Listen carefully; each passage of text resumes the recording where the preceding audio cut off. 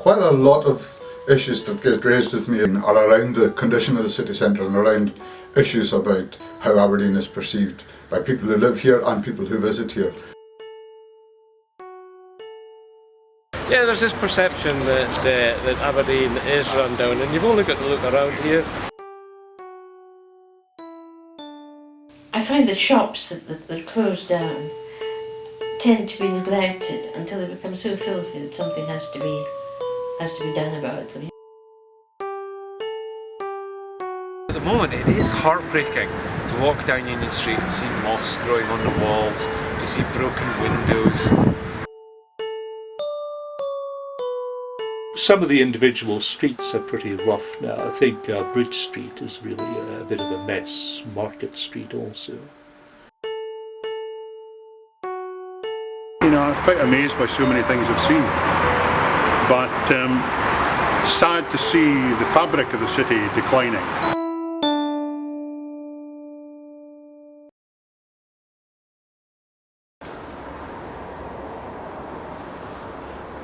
Aberdeen, the oil capital of Europe, the energy capital of Europe, the silver city with the golden sands, the granite city.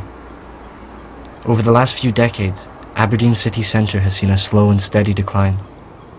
The once immaculate granite facades are dulled by grime. Weeds grow into forests from guttering and gaps in the stone. Chipped cornices and tarnished street plaques provide the rough edges. Gone are the independent grocers, department stores and toy shops. In their place, generic chain stores and mobile phone shops, multiples of each network, or simply nothing at all. For sale and to let signs as ubiquitous as the grey stone to which they are attached. Union Street's hours of activity have been driven later as usage of the building changes from grocer to late night takeaway, from shop to bar, from church to club. Union Street has become somewhat of a hangover, rough from the night before, with the fading memory of better times growing more and more distant. Well, the great development in the early 19th century was the building of Union Street.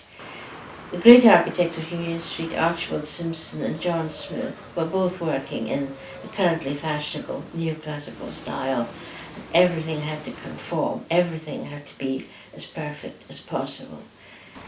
The buildings were cool, they were classical, they were elegant, and as the street developed further, the buildings weren't quite so classically neat, but they matched the buildings at the east end of the street. Unfortunately, some of that street is now pretty run down, and there is again a general perception that it is no longer the grand boulevard that it was at its peak, and that the city as a whole suffers, because unlike most cities, Aberdeen really is a one-street town in the sense that there is a single central route, which is important both for traffic and for pedestrians, and traditionally for shopping. And the geography of Aberdeen means it's quite difficult to bypass Union Street in terms of inner city traffic, and so that it's a very critical part of the city as a whole, and something that, yes, does get raised by many people, both visitors and locals. What we've had is not just 1 or 2 years of not looking after our buildings, it's decades of not looking after our buildings. This is just something that's evolved over time, and people are suddenly realising, oh, these gutters are full, there's green there, there's grass growing out there, it's becoming overgrown, it's becoming a bit tacky, but most of these places do not belong to the council. It belongs to the individuals, or in many cases in the city centre, they actually belong to pension companies, etc. Based in Edinburgh and London. I think over the past there's been mistakes made in the planning system, particularly with regard to the permissions given between 10 and 30 years ago for the various malls. And I also think we've perhaps lacked powers as a local authority to intervene in private ownership. The vast bulk of the city centre is in private ownership, which makes it difficult for the council to intervene and control the uses and development and condition of those properties. This neglect spreads beyond Aberdeen's commercial backbone. Union Street's tributaries fare no better. Bridge Street's buildings are blackened from traffic. The decline increases as the street descends southwards. Windows are boarded and bricked up. Shop units lie empty, while others are occupied by strip clubs, sex shops and amusement arcades. The street itself is lost to a knot of ill-conceived traffic junctions and unimaginative office blocks that mockingly dwarf the few remaining pockets of the classic architecture. The entire area is dominated by the unsightly rump of the Trinity Shopping Centre, which squats over the medieval thoroughfares of Windmill Brae and College Street, and will forever obscure the south side of the great engineering triumph of Union Bridge. It was after the war that the trouble started in Union Street. Because during the war, the Palace Hotel, which was one of the great ebullient buildings on the corner of Bridge Street, it had been burned down not as a result of an air raid, but just in a fire within the hotel. And it was replaced by C&A's. And the developers of C&A's saw a very interesting gap site, as they thought, which was the south side of Union Bridge. There they built what the poet Alexander Scott called the Shargar Shoppies, and that really was the start of the downfall, I think, of Union Street. Marks and Spencer went and took the Wallace Tower. They paid for the removal out to Tillytrone, but a centre which was a wonderful city centre, they've gone and actually destroyed. Where we're standing on just now, this was created in the 70s. This was a major arterial route. They demolished St Nicholas Street, they demolished George Street behind me. They created this desert. You've only got to come down here in the evenings and there are virtually no people. This was a hub. Put up buildings like St Nicholas House with an expected lifespan of 30 years. Now, I'm sorry, that is just unacceptable. Right? They put up garbage buildings expected to last 30 years and expecting to come in here after 30 years, 40 years, bulldoze whole lots when we had a wonderful medieval heart in here. At 14 stories, St Nicholas House is thrown into the stratosphere, blighting the city skyline, which is mostly comprised of towers, steeples and spires. Built in 1962 as home to Aberdeen's local authority, after a mere 50 years of use, the building is decrepit, outdated, and no longer fit for purpose. In a fit of self-servience and contempt for both past and future, it was erected around one of the oldest buildings in Aberdeen, the 16th century Provost Schemes House. In this respect, St Nicholas House cannot simply be demolished, but is required to be dismantled at great cost, which the City Council may not be able to meet.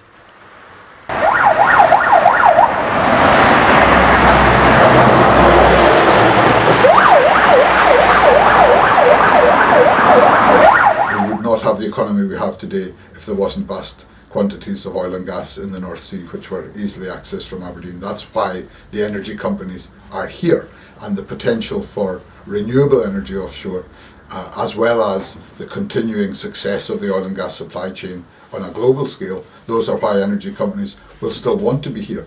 We're over-reliant on the one sector, which is oil and gas. Oil and gas production is declining between 6 and 8% a year, according to the Council's figures, and at current rates of extraction, the reserves will be all but gone in 8 to 10 years' time. In some ways too, the oil industry has been, it's not been entirely positive because it's kept people trapped in basically working class occupations, which have often been very destructive to health and family life. It's not really encouraged people to move up the curve in terms of education and such. It's been a bit like the ports and docks in Liverpool or the car industry in various places. It's created jobs, but in a sense they've not been the right sort of jobs. They've not been the sort of thing that leads people into entrepreneurship or encourages them to succeed in education. But what comes next? We like to think that we built up a body of expertise which itself can be sold and marketed across the world. I rather suspect the expertise dates very quickly, really. And once the industry moves off elsewhere, our expertise might not count for very much. I find it very disappointing from my perspective, living in Orkney as I have done for the last quarter of a century, and where the council there and the council in Shetland have both, levied a poundage on the oil throughput to meet the social and infrastructural costs of having oil, big oil, in the islands. And I think that is part of the problem in Aberdeen, that such a levy has not been made, and the considerable social costs and environmental costs are now too much, or seem to be too much. And to me it's particularly tragic that although the oil seems to have brought great wealth to the city, the other side is great inequality.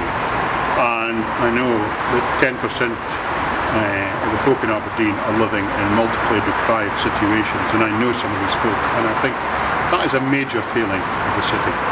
But it could have had a so much better and more interesting impact than it's had. So much could have been done in building, in creating interesting developments. I don't think the right prime mover was there. The right movers and shakers were there to interest people from the oil industry in the sort of things they could be doing. I think there could have been really an overwhelming change for the good. That's gone. I think the moment has passed. Maintenance and upkeep of civic areas are funded from Aberdeen City Council's revenue budget, which in recent years has been slipping ever further into the red. Even before the global financial crisis hit, Aberdeen was battling its own deficit. Over the last 3 years, successive cuts have been required, which have led to a situation where the City Council is required to make £150 million worth of savings, with around 750 options for how and where to implement those cuts, including reductions in vital frontline services, closures of the city's parks and gardens, schools and libraries, privatisation and outsourcing of a number of municipal departments and services. In early 2011, it was announced that 900 council jobs would be cut. Having looked ahead over the next 5 years and have assessed the availability of public finance, of government grant, and of expected growth in demand for services in order to balance our books, that is the level of savings that the City Council unfortunately will be required to make over a 5-year period. Public authorities across Britain are having to tighten their belts and think about ways to make more efficient use of the resource they have, and that's bound to affect every public authority in the country. Aberdeen has a particular problem. There's been a track record over the last 5 or 6 years of financial imbalance of a very serious kind, which has led the council very close to the brink and has caused, for example, the Accounts Commission to come in and examine the running of the council and the finances of the council. Aberdeen receives 82% of the average funding. So for every £100 that the average council receives to deliver a set of services, Aberdeen only receives £82. Now you extrapolate that out into the hundreds of millions of pounds that come to Aberdeen in government grants, and that shortfall is equivalent to £70 million a year.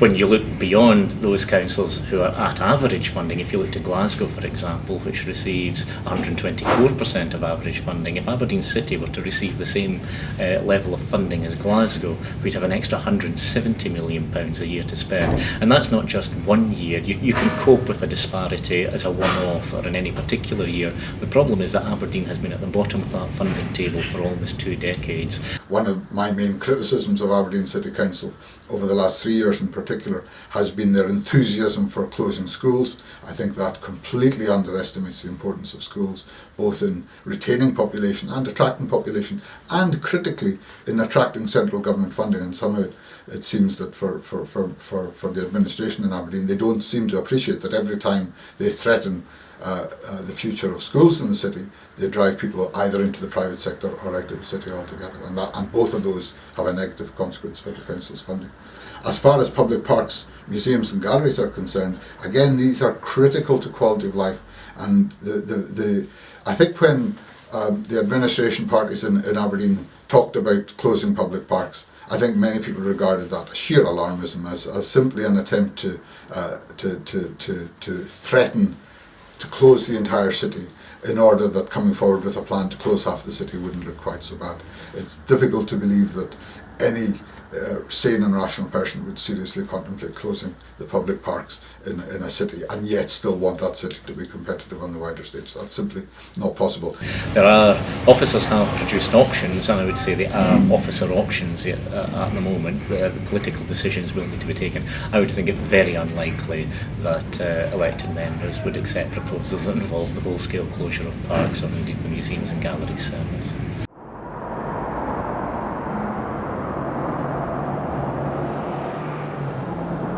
In John Aberdeen's 2009 novel, Strip the Willow, the author paints a startling picture of a dystopic Aberdeen. One where a bankrupt city council have essentially sold the city to a private concern, who have renamed the city Aberdeen. Aberdeen is a privatised city, run by multinationals for the benefit of multinationals, and governed by the hardened cynicism of commerce-led public relations.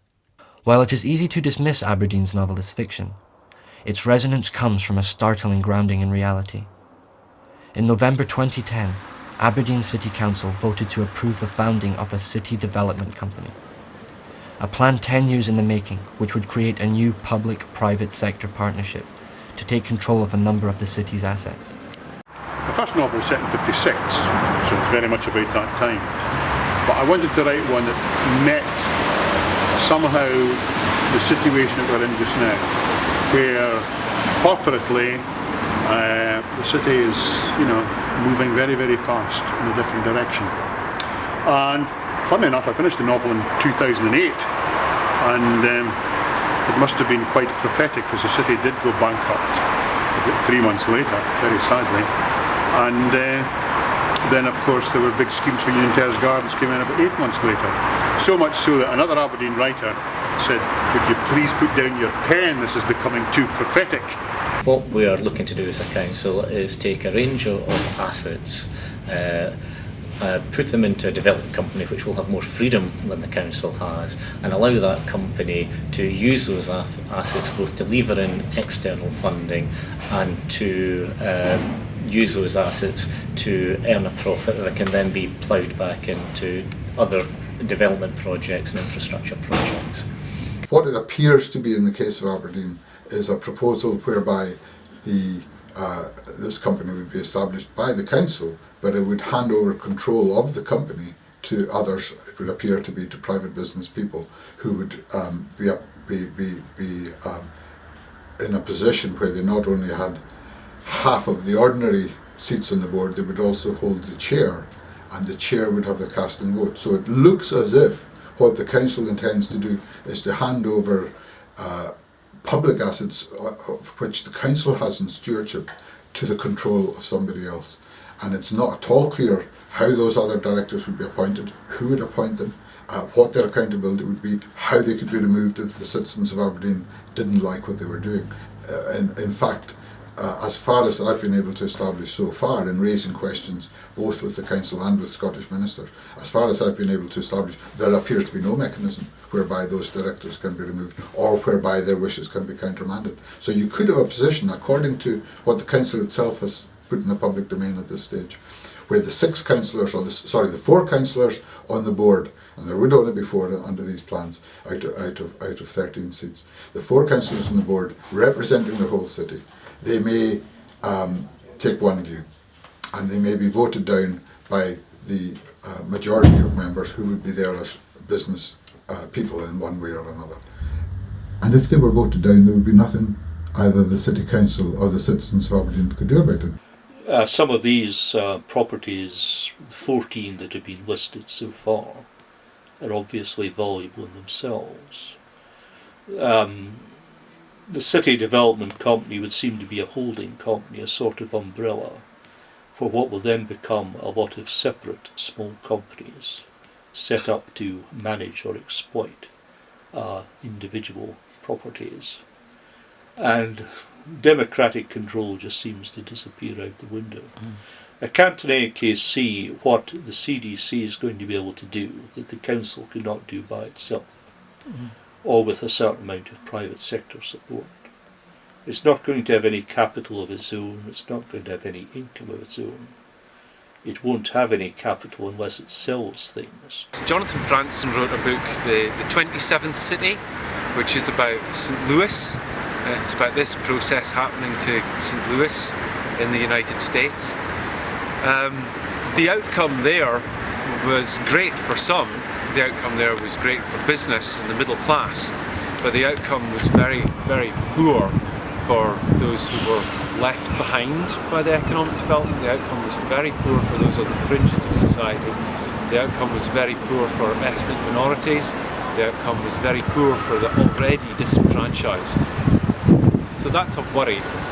Aberdeen's a little late to the party with this sort of thing. It's happened in many other places. And what we're seeing at this stage is, for instance, Leeds, the privatisation of the urban realm was an abject failure come the economic crisis, and there were bankruptcies and developments left as holes in the ground. And so we see a group of artists and internet gobshites coming together in Leeds, and they call themselves Leeds Plan B. And they go about the city doing guerrilla gardening, guerrilla art, and other sort of situationist activities, really as a mode of entertainment, as a revolutionary activity. But they're refilling the space that's been left by the Leeds Development Company following its failure. So have a look online for Leeds Plan B, perhaps to see the future of the way the City Development Company might go. But there are certainly other models elsewhere in Britain, and typically in those models the public authority retains the final say and therefore the majority of places, and the private sector partners who come in and work with the council bring some money with them and make some investment and take some of the risk going forward. And again, typically what this model tends to be for in other parts of the country is for the development of undeveloped land. So for example, if you were looking at a former industrial site where the land had very little value in itself until it was cleaned up and redeveloped, then clearly a public authority bringing the land to the table and private partners bringing capital to the table would be a very good idea. And so what the leaders of the council will say is that they're simply following the same model, but they miss two things. First, that what is being proposed in Aberdeen is not about the redevelopment of derelict land, it is about the city's most precious assets. And second, the reason that other local authorities can do this and do it with public support is because the public believe that they're doing it for the right reasons. The problem in Aberdeen is that those councillors who are driving this scheme are the very same as the councillors who have lost the trust and confidence of the people. There's a very, very poor recent record of this council working with business and getting a proper share of the returns. In 2004, the council sold to a developer ground on a profit-sharing basis and then had to go to the Court of Session to get anything at all back. Now that is not a good omen for a city development company to be setting out as an alleged saviour of the areas of deprivation in the city.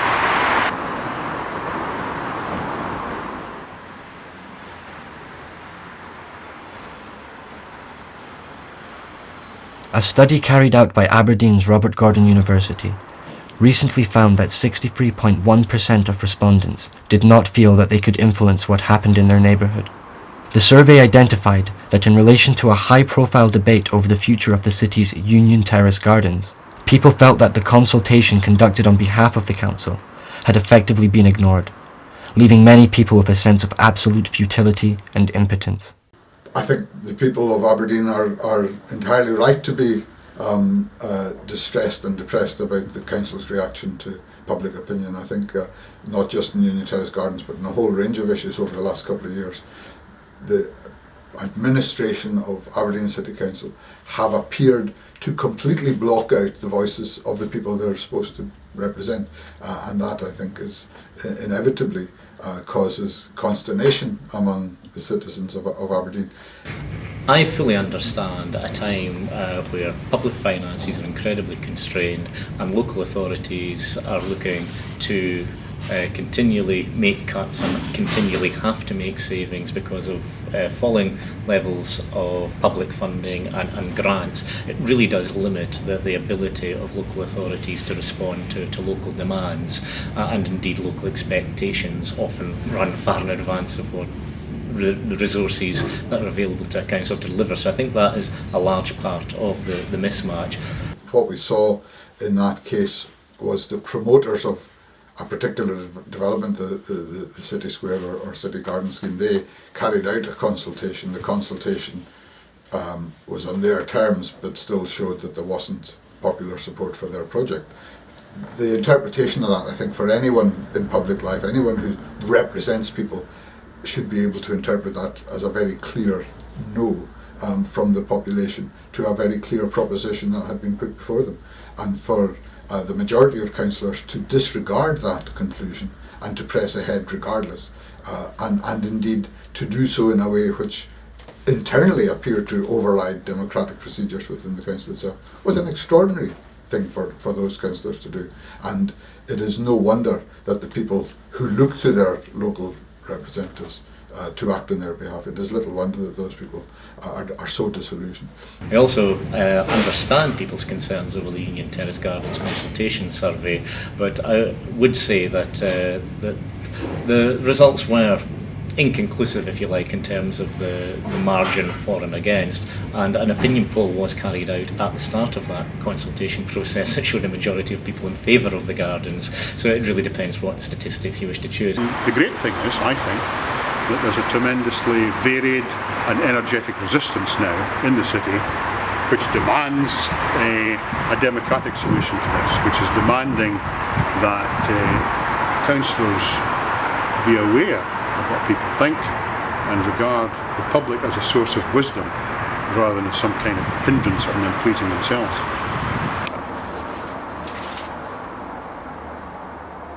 On several occasions, Union Terrace Gardens, which was really there before Union Street, has been seen as a prime site for development. Ever since the south side of Union Street was built up, developers have not been able to keep their hands off the north side. In November 2008, Sir Ian Wood, the second richest man in Scotland, put forward up to £50 million of his own money towards a plan involving the creation of a 6-acre square, a cross between a grand Italian piazza and a mini Central Park, at the level of the streets at each side of the Denburn Valley, and on top of the current Union Terrace Gardens. The plan, estimated to cost £140 million, has been supported and led by Aberdeen City and Shire Economic Futures, a business-led quango dedicated to economic regeneration, an organisation without constitution or accountability. When Ian Wood made his announcement in November 2008 of his proposals for Union Terrace Gardens, I think there were a number of different responses to that. On the one hand, I thought it was fantastic that here was somebody who'd made a lot of money out of the oil industry in the city, recognising that the city centre was critical to the future of the city. I thought that was a good development, and of course the fact that he was prepared to put £50 million of that money up as part of addressing those issues, I thought was good as well. What I found difficult to understand was his decision to come forward on the basis that there was only one way that money could be invested to bring the benefits that he wanted to see. That seemed to me somewhat the wrong way around, that actually he rightly highlighted the fact that there was at that point no significant master planning of the city centre, but it seemed to me clear that the logical conclusion of that was therefore that there needed to be some master planning of the city centre, and that whatever capital was available should go behind encouraging the development of that plan, encouraging the development of our vision, and encouraging the engagement of the citizens. Yeah, it's a curious sort of logical jump there. That Union Street or the city centre has got various problems which we all know about. But somehow building the city square is going to resolve the whole thing. Why should it? There's no particular reason why concreting over Union Terrace Gardens should actually achieve anything much. Do we actually need more retail in the city centre? At the moment you've got 2.5 acres of gardens. If you created a concrete plinth over the gardens and over the bypass and the railway line, you would then have about 5 or possibly 6 acres, which has to be maintained, it has to be kept clear of litter and such. It's got to be safe for folk to walk about on. It's going to have to be policed, it's going to have to be lit after dark. Is any of that going to happen? It's a wonderful, wonderful resource, and the notion that it could be taken over for a windswept plain instead of this secluded Victorian garden seems to me ill thought out. I believe that it's right that the City Council should investigate fully the possibility of levering in the private sector investments available for this project. I think it's essential that we take it to design stage. I'm quite clear there's been a huge amount of misinformation being put round about the project, how it will look and what it's going to include. The simple fact of the matter is we haven't fully explored that yet, and I don't think we should reject the plans until we understand exactly what it is we're either supporting or rejecting. I love the gardens. I love having a gardens in the centre of the city, but I haven't made up my mind as to what will actually be, how I'll be voting, if I am allowed to vote on it, because ever since it was built, ever since the railway line went through the Denburn Valley, and it was Matthews who was an architect and who became Lord Provost and who was the instigator of the very first Union Terrace Gardens. He proposed covering over the railway lines as soon as they were laid. So, and there's been numerous attempts over the years to do something about raising gardens or doing something. And when you look at the gardens, people come out and say, "Isn't this a wonderful natural amphitheatre?" And I go, "No, it's not. It's a river valley, right? And it's been the Victorians have changed it, and nothing is original. So please wait until you get ideas. If they're rubbish, then rubbish the ideas. But if they're fantastic ideas, let's give it consideration." What then happened was that ACSEF got pulled into it, I think, simply because there was a need, in order for that project to have credibility, for it to be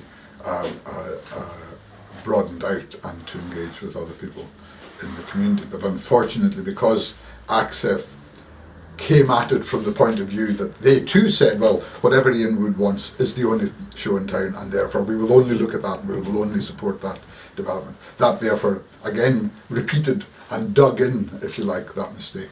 And so what was originally a very good understanding or recognition of the need for action in the city centre became more and more entrenched in, never mind other actions, there is one action that needs to be taken. And that clearly was not an action that attracted popular support. You're being offered £50 million on condition you spend about, how much, 6 times as much, 9 times as much. This is just like the January sales. Buy something you didn't want in the first place because there's 20% off. You've still got to pay the other 80%. But in my view, the notion that you could deck over 5.5 acres for £140 million, money plucked from thin air by some scheme called TIF, which has never been tried, and which allegedly will be cost-free to the Aberdeen public, and also risk-free. That to me is a far bigger example of fantasy I could never compete with. I'm only an ordinary novelist. On the other side of Union Bridge from the gardens, under the gloomy shadow of the Trinity Shopping Centre, lies the Green. The Green is one of the oldest areas of Aberdeen, and formerly the main entrance route into the city. In recent years, independent commercial life has returned to the area, and in 2009, Aberdeen City Council began work on a 5-year programme of improvement works to the area.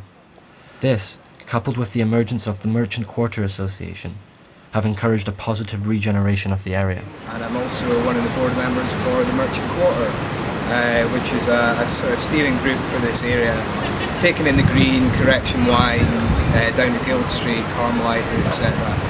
As a kind of group body for all the businesses involved down here, to try and promote sort of connectivity and just to get the area buzzing more, I suppose. The Green Townscape Heritage Initiative is a partnership between the City Council, Scottish Enterprise, the Aberdeen Heritage Society, Heritage Scotland and the Heritage Lottery Fund. It offers grants to both private homeowners and businesses and the owners of buildings in the area. It has a number of aims. We have invested £2.5 million recently in improving the streetscape at the Green. There are a number of priority projects looking at key buildings to help improve the appearance of the area and restore, again, architectural features that may have been lost. It was meant to have been completed before Union Square opened, and the idea was to make the area a suitable connectivity between the St Nicholas Centre and Union Square. Rather than have pedestrians going down Market Street or going through the centres, they want them to come through here, as it's a nice pedestrianised area. Unfortunately, the handling of the job wasn't entirely great, so it dragged on. As a downside, really, it meant that the area was kind of a building site for a lot of the time, which put a lot of people off coming down here. There's no denying that the work they've done is great. The streets are way better, the place is a lot nicer, it's a lot easier to cross now. We're just waiting to get it finished, get the final lights in, and also get an upgrade to the existing lights here to make it that bit safer for people. It took a long time for Aberdeen to secure the Green Townscape Heritage Initiative. It is the first in the city. They do require substantial funding both from the Heritage Lottery Fund and from the City Council itself, and it remains to be seen whether in the current financial climate it would be possible to look at an area that might both qualify and for which we could find funding. So I think it has opened a few people's eyes to going, oh well, maybe actually there is a power in numbers kind of thing, I suppose, and that's where we came from. In that rather than myself and maybe 2 other businesses going and hassling the council for things, if we go representing 30 businesses, then we're more of a voice to be listened to. Lately a city, Greek, Neo, of sparkle and severity, washed in the wind. No coal or iron ore, but plenty deep in surface stone and grass and near and distant fish. Hand-knitted stockings for the Crimea, mutton pies, horn combs. Envelopes patented, then manufactured athwart the river from fresh pulp for bills and billy-doo. She imagined the lass's tongue licking a gummed triangle. It was the same girl, hurried through history, strolling free a single moment. Aye, then the whining bombs tumbling home on Urquhart Road, Cattenfield, the stanched mutuality of stretchers. After that particular war, called the Last War for unclear reasons, it was rationing, typhoid, mild depression, oil, old shops swing-balled to maximise malls. The new glassy halls were christened and post-christened with propitious names, to attract big cargo, and lo, big cargo came. Tall kirks got converted into pubs and clubs. Once the folk were Picts and Celts, wild, blue, artistic, then they fled hell as papists, episcopapes, seceders, receders, and phlegmatic Protestants. Finally, They were long throats, happy in their cups.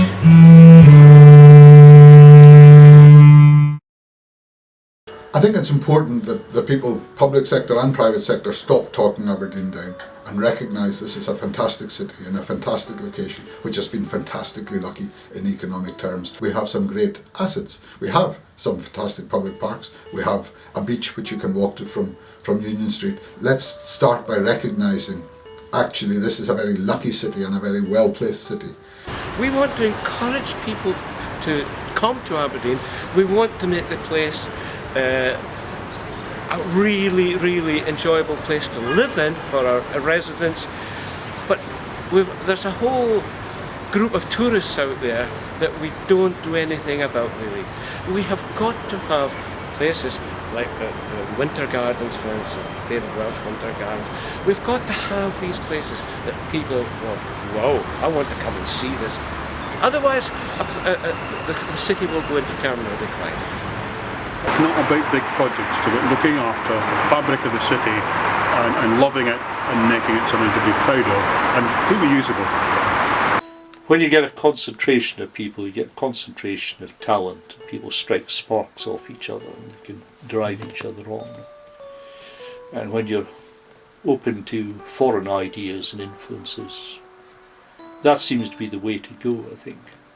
The first thing we have to do is recognise that a lot has been delivered over the last few years, even in very difficult financial circumstances. If you just look at sport, for example, that the City Council has contributed to the opening of 5 new major sports facilities in the city. We have managed to make some substantial investment in infrastructure, including tackling the backlog of streetlight and road repairs. We are redeveloping Marshall College as the council headquarters, which will have a huge impact on the east end of the city centre. So there has been good news going down the line, and the council again has its finances stabilised now. We are meeting our balanced budget, and indeed this year we were able to add to the council's reserves. So it's not all bad news. For the future of Aberdeen, we need to think how we're going to compete with the likes of similar sized, medium-sized, pleasant cities like Cork or York or Lubeck or Ljubljana. Places like these that have strong local feels to them and a unique offering of community, which is something that Aberdeen lacks, I think, at the moment. Perhaps with this sort of project that's being put together, perhaps we're the start of that sort of community coming about for Aberdeen, an arts-led community. I don't know.